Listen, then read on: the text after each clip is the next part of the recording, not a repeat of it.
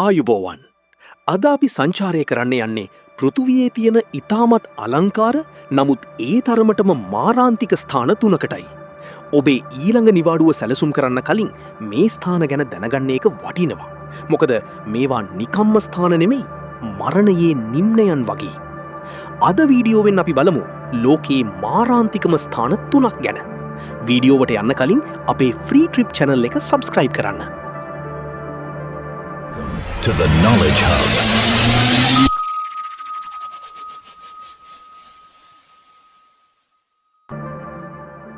අපේ ලයිස්තුවේ පළමු ස්ථානය හිමි වෙන්නේ ඇමරිකාවේ කැලිෆෝනියා ප්‍රාන්තයේ පිහිටි මරණයේ නිම්නයට ඩෙත් වැලි. මෙය පෘථුවියේ වාර්තා වූ ඉහළම උෂ්ණත්වය සහිත ස්ථානය ලෙස සැලකෙනවා.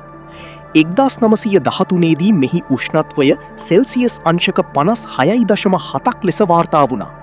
හිතන්න, මේ උෂ්ණත්වය යටතේ විනාඩි කිහිපයකින් මිනිසකුගේ ශරීරය වියලි මරණය ළඟා වෙන්න පුළුවන්. මෙහි ඇති වියලි බව නිසාම බොහෝ විට මෙහි එන සංචාරකයින් අධික පිපාසය සහ හෘදයාබාධ නිසා මිය යනවා. මේ නිම්නයේ සැතපුම් ගණනාවක් පුරා කිසිදු ජලය හෝ සෙවණක් දකින්න ලැබෙන්නේ නැහැ. දෙවනි ස්ථානයට අපි යන්නේ බ්‍රසීලයට අයිති අට්ලාන්ටික් සාගරයේ පිහිටි කුඩා දූපතකට. මෙහි නිලනාමය ඉල්හා ඩා ක්විමාඩා ග්‍රෑන්ඩ්. නමුත් ලෝකේම මේ හඳුන්වන්නේ සර්ප දූපත කියලා. මෙහි නම ඇසූ පමණින්ම එය භයානක බව ඔබට වැටහෙනවා ඇති. මේ කුඩා දූපතේ සෑම වර්ගමීටරයකටම මාරාන්තික විෂසහිත සර්පයින් 1 සිට 5ක් අතර සංඛ්‍යාවක් ජීවත් වෙනවා. මෙහි සිටින ප්‍රධානම සර්පයා තමයි ගෝල්ඩන් ලාන්ස්හෙඩ්. ඔවුන්ගේ විෂ මිනිස් මාංශපේශී ශනිකව දියකර හැරීමට තරම් ප්‍රබලයි. මේ නිසාම බ්‍රසීල රජය විසින් සාමාන්‍ය ජනතාවට මේ දූපතට ඇතුළුවීම සම්පූර්ණයෙන්ම තහනම් කර තිබෙනවා. අපේ ලයිස්තුවේ අවසාන ස්ථානය තමයි ඉතියෝපියාවේ පිහිටි දනුකිල් කාන්තාරය, ඩැනකිල් ඩිප්‍රෙෂන්. මේ හඳුන්වන්නේ පෘථුවියේ නිරය ලෙසයි. මෙහි භයානකත්වය සාධක කිහිපයක එකතුවක්.